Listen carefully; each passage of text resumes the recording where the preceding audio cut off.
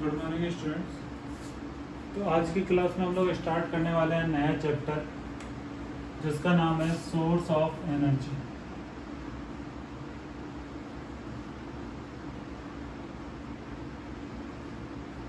तो 8th 9th class में हम लोगों ने एनर्जी के बारे में पढ़ा है। उसमें हमने law of conservation of energy भी पढ़ा था। तो एनर्जी कंजर्वेशन का लॉ क्या कहता है? लॉ ऑफ एनर्जी कंजर्वेशन बताता है हमें कि energy neither can be created nor can be destroyed.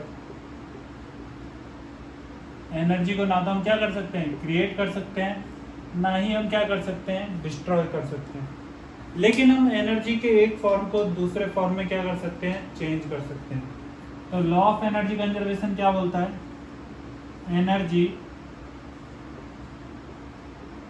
neither can be created nor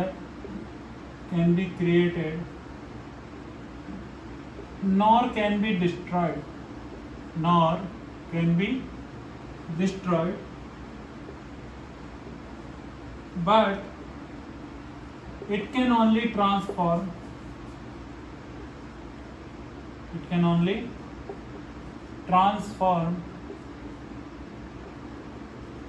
from one state to state या बोलो या फिर फॉर्म बोलो, one form to another form. इसे हम एक फॉर्म से दूसरी फॉर्म में क्या कर सकते हैं, चेंज कर सकते हैं। ठीक है, नोट कर लो। Energy neither can be created nor can be destroyed but it can only transform from one form to another form। ठीक है, देखो कैसे।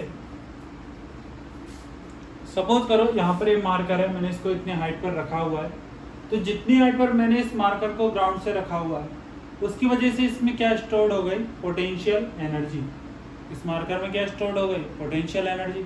यदि मैं इस मार्कर को ड्रॉप करता हूँ तो इसका जो काइनेटिक पोटेंशियल एनर्जी है वो किस में कन्वर्ट हो जाएगा, काइनेटिक एनर्जी में।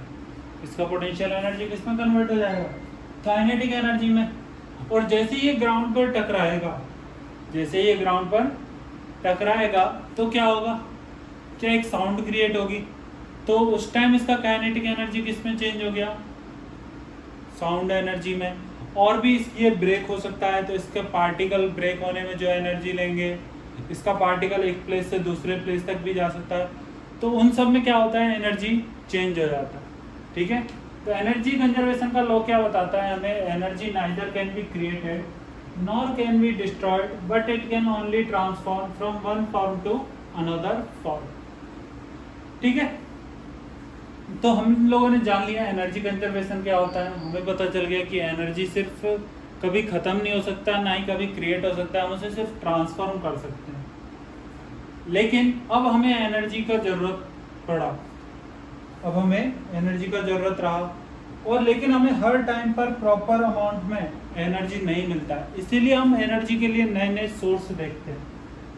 ऐसा होता है कि आज के टाइम में इंडिया में इतना ज़्यादा एनर्जी का, इतना ज़्यादा, चाहे कोई भी फॉर्म हम बोल सकते हैं, चाहे इलेक्ट्रिक की फॉर्म में बोलो, चाहे कैसे भी फॉर्म में हम एनर्जी का बात करते हैं।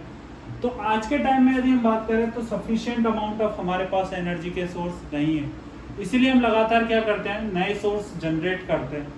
या तो हम नए सोर्स ढूंढते रहते हैं, कोई फाइंड आउट हो जाता है तो वो कितना कैपेबल है उसके लिए हम देखते हैं। तो अब हम किस पर डिस्कस करेंगे, सोर्स ऑफ एनर्जी पर।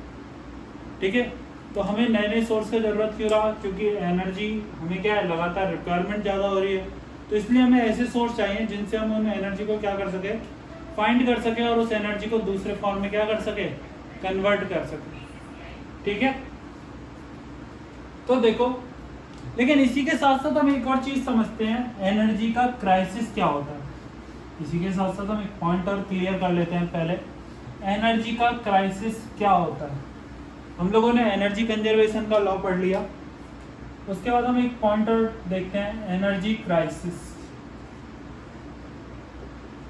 एनर्जी क्राइसिस बेसिकली होता है कि जिस फॉर्म में हमें एनर्जी रिक्वायर्ड है, एनर्जी हमें फिर पता है कि एनर्जी हर किसी डिफरेंट फॉर्म में अवेलेबल है।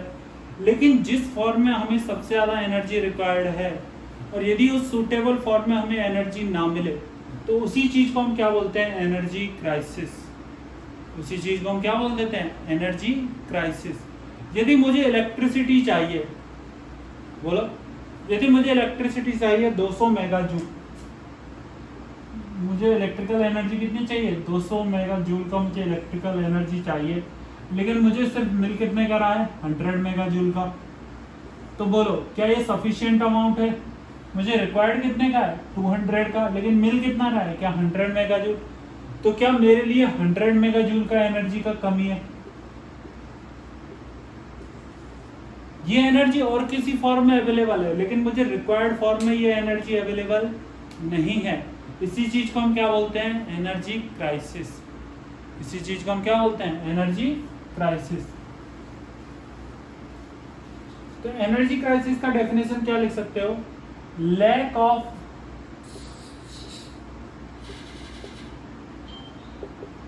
Availability, lack of energy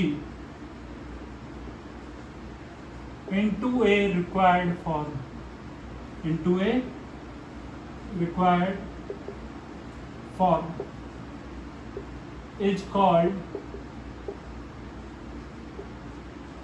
energy crisis.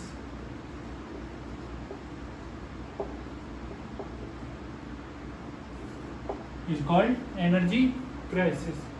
अब इसी एनर्जी क्राइसिस को दूर करने के लिए बहुत सारे डिफरेंट सोर्स ऑफ एनर्जी को हम क्या करते हैं, या तो हमें सोर्स ऐसे बनाने पड़ते हैं जिनकी वजह से हम एनर्जी प्रोड्यूस कर सकें या दूसरे फॉर्म से दूसरे फॉर्म में कन्वर्ट कर सकें, या फिर कुछ हमें नेचुरली जो हमारा सराउंडिंग है अर्थ, इनके थ्रू हमें ऐसे कुछ सोर्स मिल जाते हैं जिनसे हमें कंटिन्यूसली क्या मिल सकता है, एनर्जी मिल सकता है। तो अब हम बात करेंगे सोर्स ऑफ एनर्जी पर। अब हम बात किस पर करेंगे, सोर्स ऑफ एनर्जी पर। तो ऐसे बहुत सारे सोर्स हो सकते हैं एनर्जी के जो हमें मिल जाएं, लेकिन हमें एक ऐसा सोर्स चाहिए जिससे हम sufficient amount of energy produce कर सकें, जो क्या रहे, चीप रहे। तो अब हम लिखते हैं next point, good source of energy.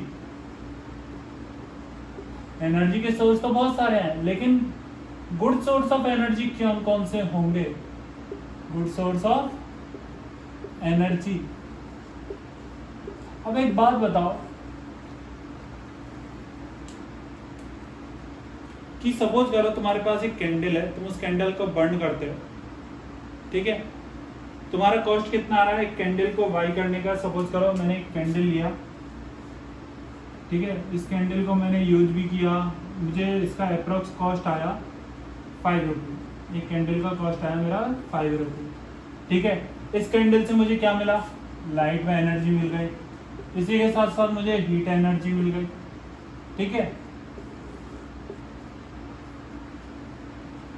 लेकिन एक कैंडल को बर्न करने पर हमें कौन कौन सा एनर्जी मिल गया, लाइट मिल गया, हीट मिल गया, और लास्ट में रेसिड्यू की फॉर्म में, लास्ट में रेसिड्यू की फॉर्म में हमें क्या मिल जाता है, बैक्स। लास्ट में रेसिड्यू की फॉर्म में क्या मिल जाता है, बैक्स। एक कैंडल को बर्न करने पर कितने का इन्वेस्ट आया, 5 रुपीज का। लेकिन हम बात करते हैं कि हम इसको दोबारा लाइट को, हीट को और बैक्स को मिलाकर यदि कैंडल बनाना स्टार्ट करें, तो यदि हम बात करें कि इसको बनाने का कॉस्ट ये मिलियंस में आ जाएगा। तो बोलो कौन सा अच्छा एनर्जी का सोर्स है, क्या कैंडल या फिर इन तीनों को कंबाइन करके दोबारा से ये बनाना, कैंडल बनाना। तो गुड सोर्स ऑफ एनर्जी क्या हुआ, कैंडल। तो अब हम बात करते हैं गुड सोर्स ऑफ एनर्जी के पॉइंट पर कि गुड सोर्स ऑफ एनर्जी कैसे कैसे होना चाहिए, उनके क्या क्या पॉइंट होने चाहिए जिसकी वजह से हम बोल सकें ये गुड सोर्स ऑफ एनर्जी है, ठीक। तो पहला पॉइंट होता है कि कोई भी एनर्जी का सोर्स हो, पहला तो क्या होना चाहिए, प्रॉफिटेबल होना चाहिए। पहला तो क्या होना चाहिए, प्रॉफिटेबल होना चाहिए। यदि हम कोई भी एनर्जी का सोर्स लगा रहे हैं तो उससे हमें क्या मिले, प्रॉफिट मिले। प्लस सेकंड होना चाहिए वो अफोर्डेबल रहे। कि यदि कोई भी गवर्नमेंट कोई भी एनर्जी का सोर्स लगा रही है तो वो ऐसा होना चाहिए कि उसको अफोर्ड कर सके। या फिर हम कहीं पर भी घर में भी आजकल देखा होगा एनर्जी का एक अच्छा सोर्स हो गया सोलर, तो उससे लगभग सब लोग घर में भी लगा सकते हैं। और आज के टाइम पे ज़्यादातर यूज हो रहा है क्योंकि वो प्रॉफिटेबल भी है, हमारा इलेक्ट्रिसिटी का बिल रिड्यूस करता है, अफोर्डेबल भी है कि उसके लिए उतना बड़ा स्पेस भी नहीं चाहिए, हम उसे आसानी से लगा सकते हैं। ठीक है, यदि हम उसमें देखें तो वो थोड़ा चीप भी पड़ता है। यदि हम उसका ईयरली इन्वेस्टमेंट के हिसाब से देखें तो वो कैसा होना चाहिए, चीप भी होना चाहिए।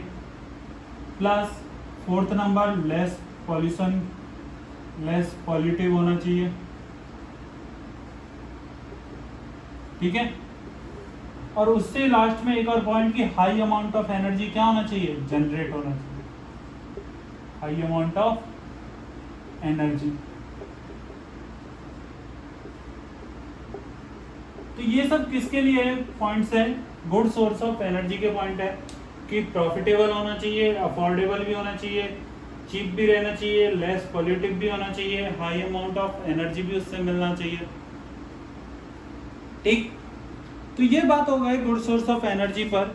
इसके बाद हम आगे डिस्कशन करते हैं कि बहुत, यदि हम बात करें एंशिएंट टाइम से, बहुत समय पहले की बात से, तो पहले के समय से ही सबसे ज़्यादा इम्पोर्टेंट जो हम बात कर रहे थे एनर्जी के सोर्स में, तो उसमें सबसे ज़्यादा यूज आया है फॉसिल फ्यूल। उस टाइम में सबसे ज़्यादा यूज कौन आता था, फॉसिल फ्यूल का सबसे ज़्यादा यूज होता था।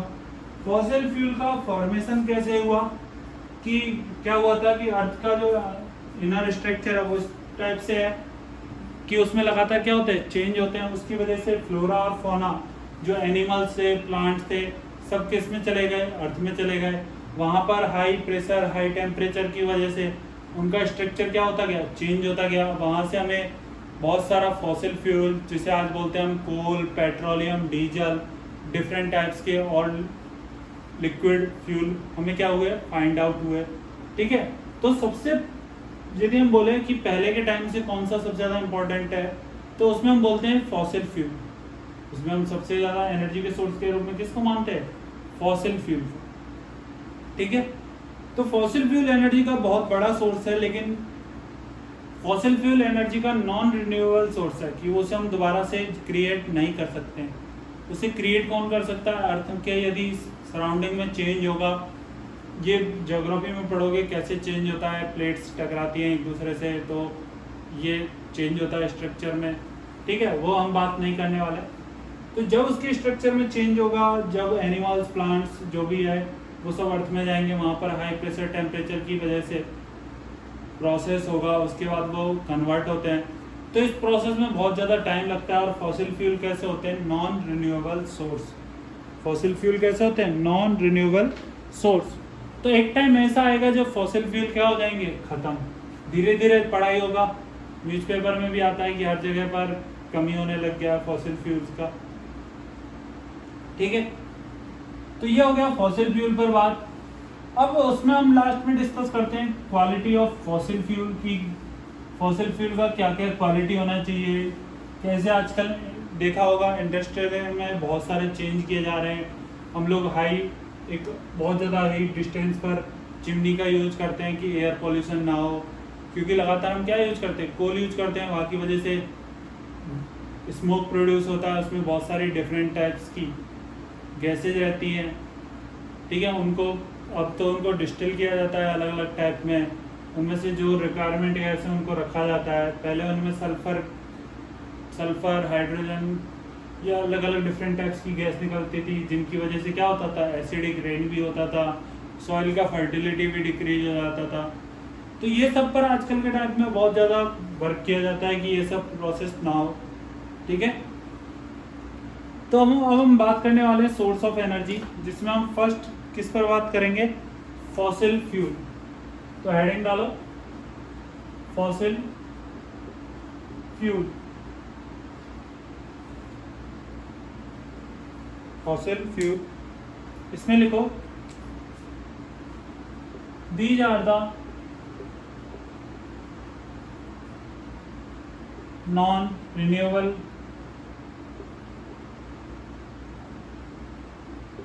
source of energy source of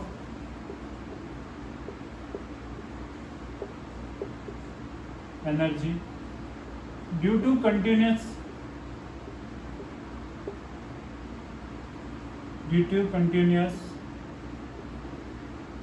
usage of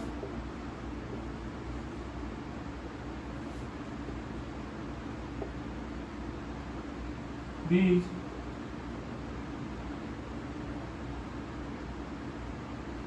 there will be a time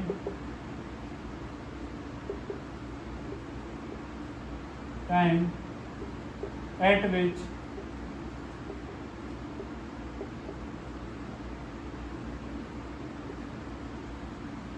they are finished. ठीक है,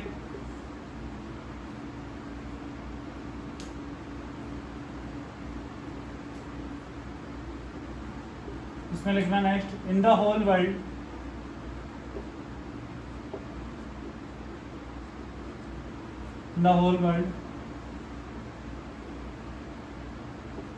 industrialization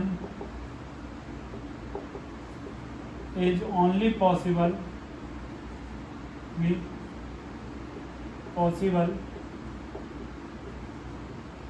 due to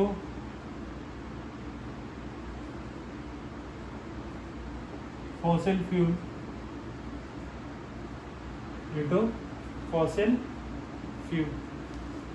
ठीक है, नोट करो। ठीक है, नोट कर लिया। इसी में आगे लिखो fossil fuels are having 3 types. Fossil fuel are having 3 types.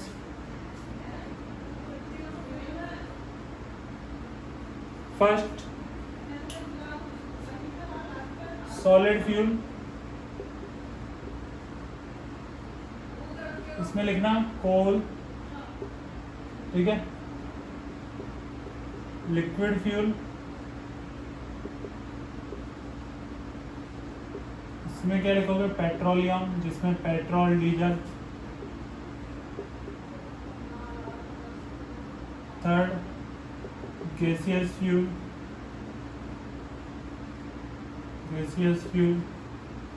इसमें क्या लिखोगे हाइड्रोजन गैस। ठीक है, मीथेन, ये सभी गैस रहती हैं। ठीक है,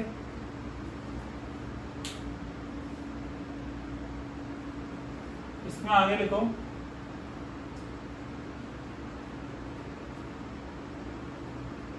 characteristics of good fuel. Characteristics of good fuel,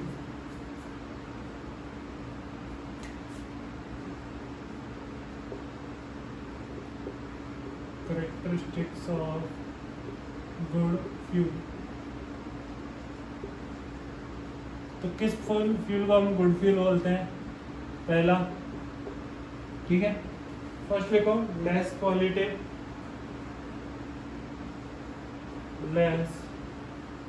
polluted, second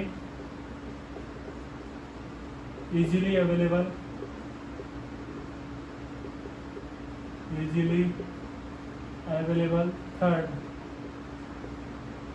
third लिखो इसमें लेस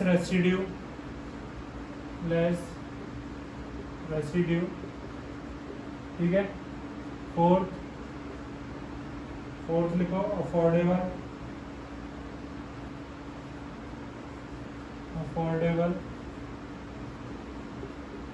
और 5 लिखो हाई कैलोरीफिक वैल्यू। 5 कौन सा लिखोगे? High calorific value. क्या रहना चाहिए? हाई कैलोरीफिक वैल्यू उसका रहना चाहिए। ठीक है,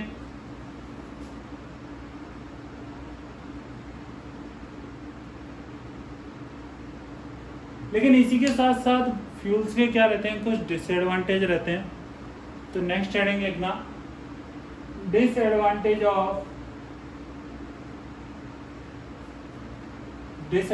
of burning of fossil fuel. Next heading क्या लिखोगे? Disadvantage of burning of fossil fuel. इसमें फर्स्ट कौन सा आएगा? Air pollution.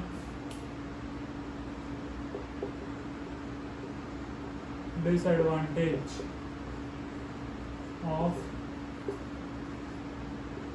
Burning of fossil fuel, burning of fossil fuel. First क्या लिखोगे? Air pollution. फर्स्ट क्या लिखोगे? Air pollution.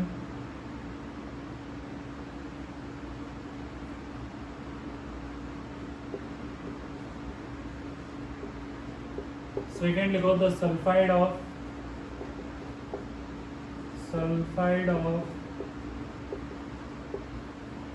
Carbon and hydrogen and nitrogen are acidic in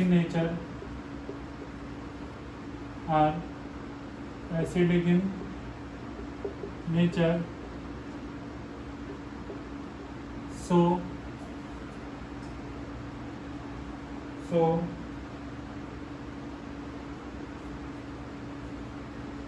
when they combine with air, they combine with air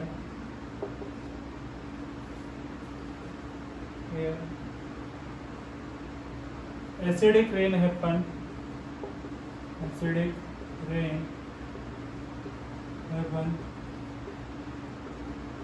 due to which fertility of soil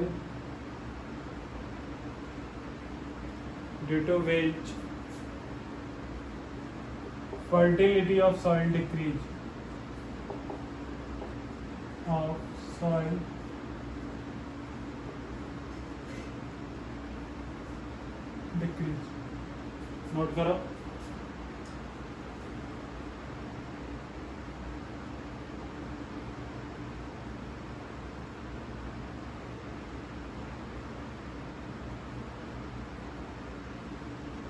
ठीक है, इसके बाद next लिखना।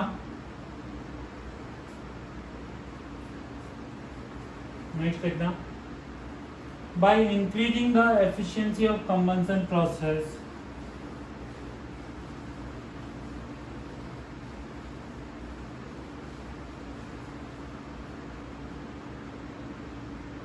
by increasing the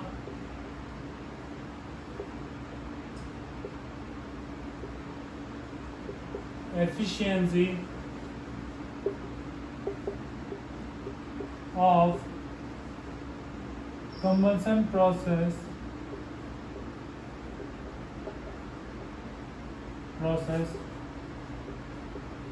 we can reduce air pollution,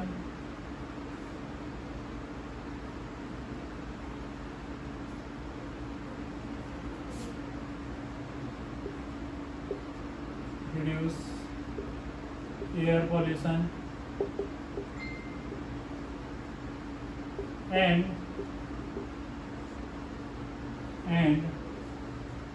by using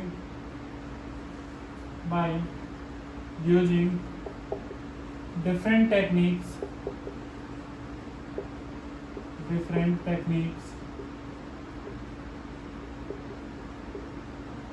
we can reduce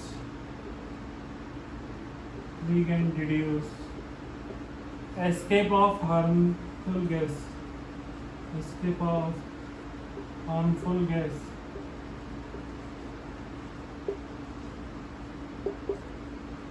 ठीक है, note कर लो।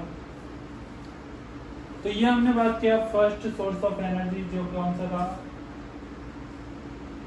Fossil fuel था। इसके बाद हम नेक्स्ट डिस्कशन करते हैं about second source of energy, that is thermal power plant. Thermal power plant.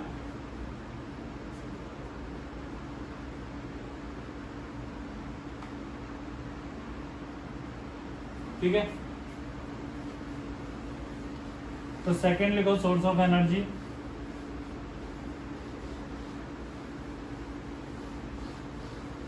Thermal power plant.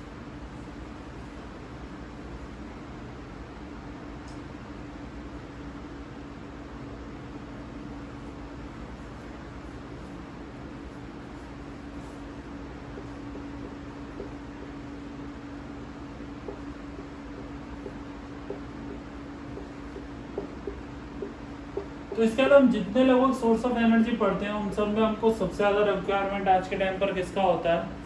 Current energy का, इलेक्ट्रिकल एनर्जी का हमको सबसे ज्यादा रिक्वायरमेंट होता है। तो अब क्या हम जितने भी सोर्स पढ़ेंगे उन सबसे हम क्या जनरेट करेंगे? इलेक्ट्रिसिटी। उन सबसे हम क्या जनरेट करेंगे? इलेक्ट्रिसिटी। और पिछले चैप्टर में हम लोगों ने पढ़ा था कि इलेक्ट्रिसिटी को जनरेट करने के लिए सबसे अच्छा डिवाइस कौन सा है? जनरेटर। सबसे अच्छा डिवाइस कौन सा है? Generator.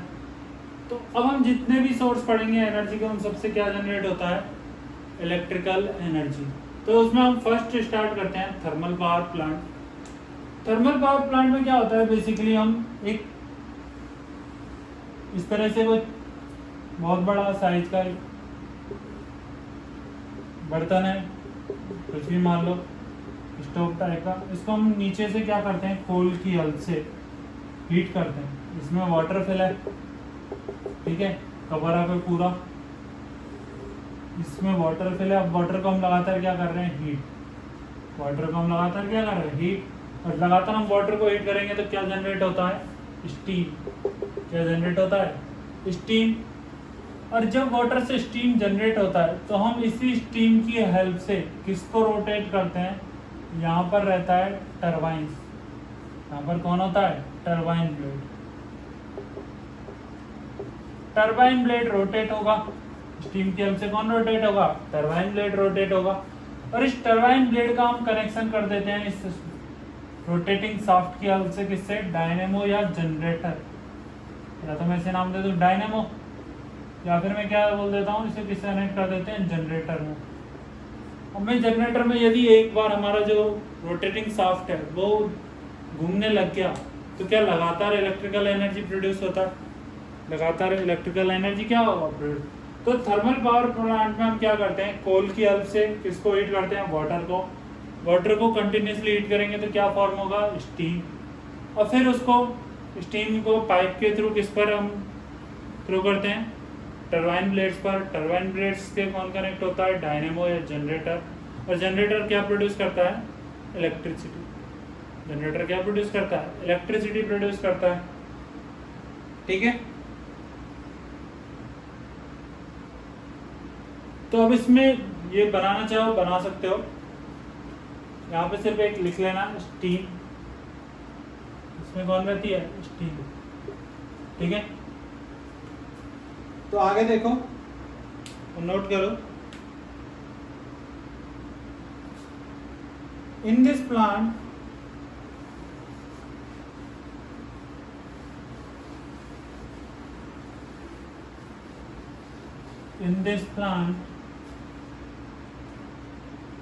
electricity is generated. In this plant electricity is generated by the help of steam. In this plant electricity is generated by the help of steam. By the help of steam. ठीक है,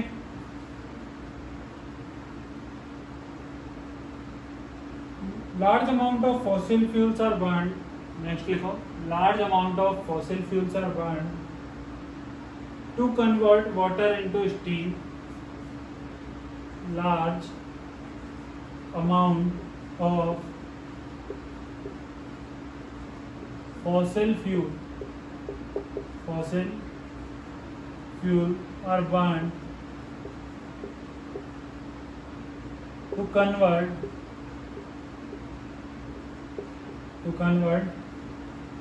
water into steam. This steam is blown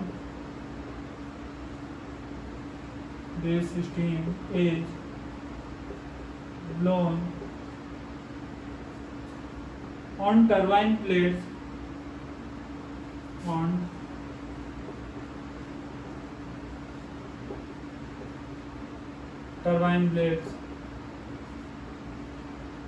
which are connected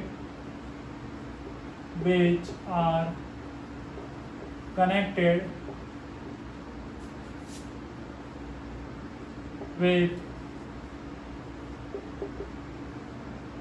dynamo bracket generator,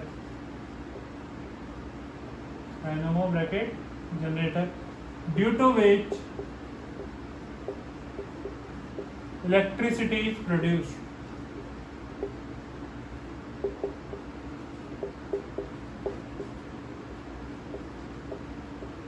ठीक है, note करो।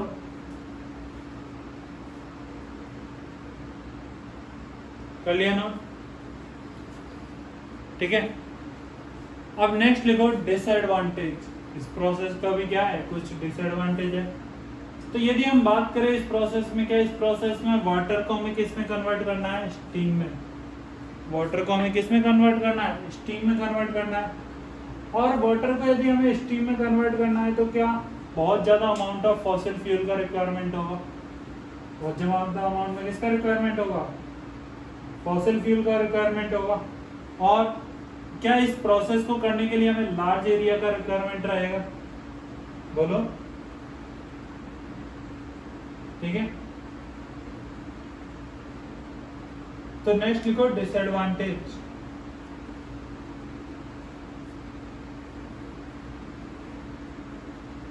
Next क्या लिखोगे, disadvantage.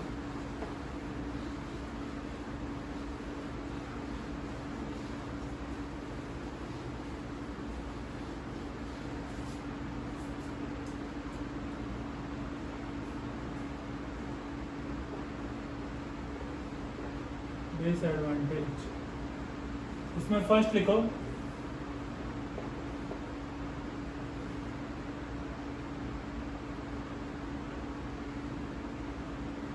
Large area required. ठीक है,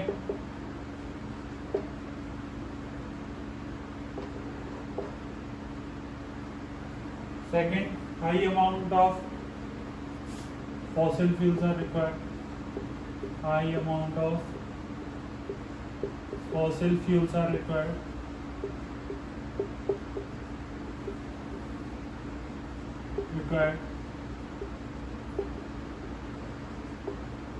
advantage लिखो इसी में, इसके कुछ एडवांटेज हैं। इसका सबसे बड़ा एडवांटेज लिखना, transmission of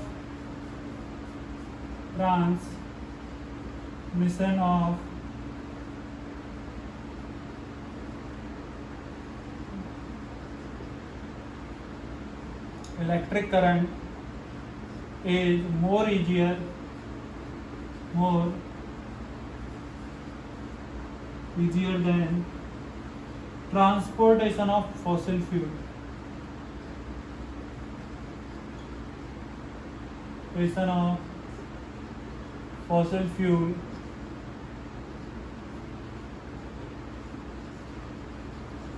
That's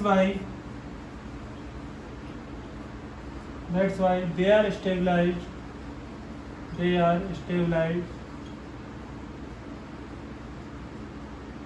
near coal field area.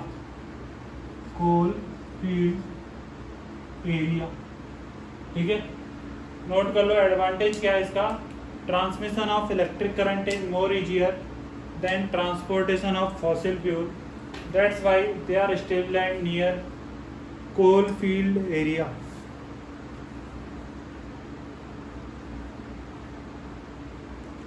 ठीक है, नोट कर लिया। तो दो हमारे हो गए, पहला कौन सा, फॉसिल फ्यूल जिसे हम कंटिन्यूसली यूज करते आए हैं। थर्ड सेकंड हो गया इलेक्ट्रिकल एनर्जी के लिए कौन सा, थर्मल पावर प्लांट। इसमें हम थर्ड डिस्कस करते हैं एनर्जी के सोर्स की फॉर्म में, hydro power plant. Hydro power plant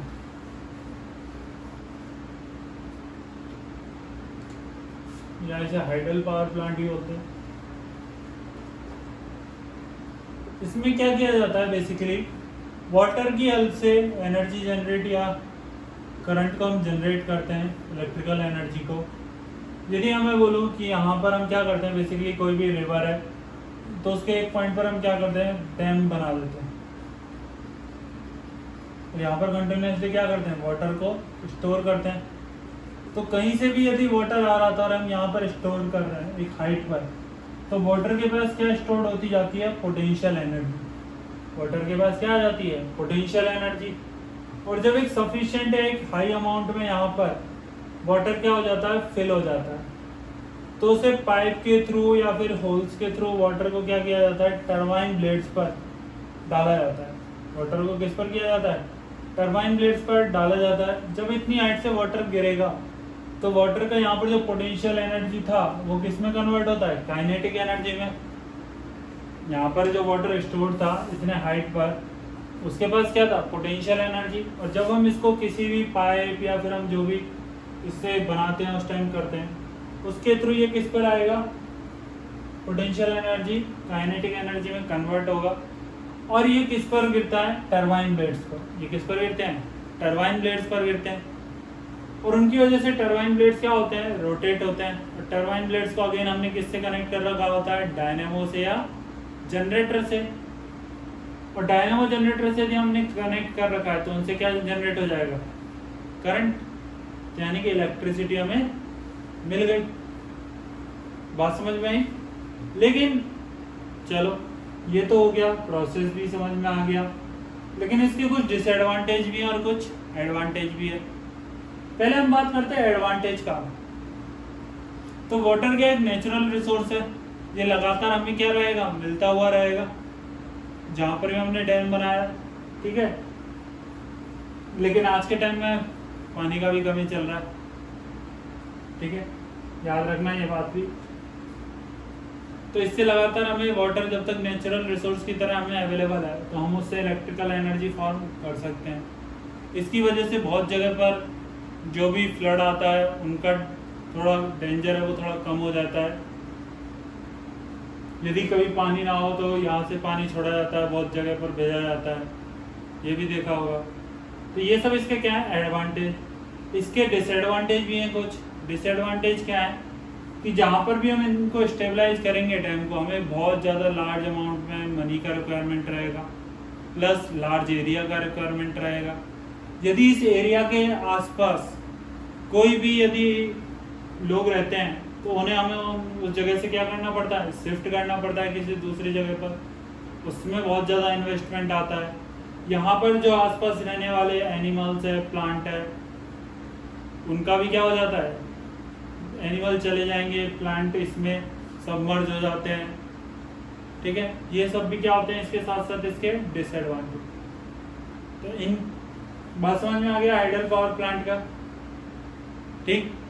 तो इसके बारे में हम नेक्स्ट क्लास में लिखेंगे।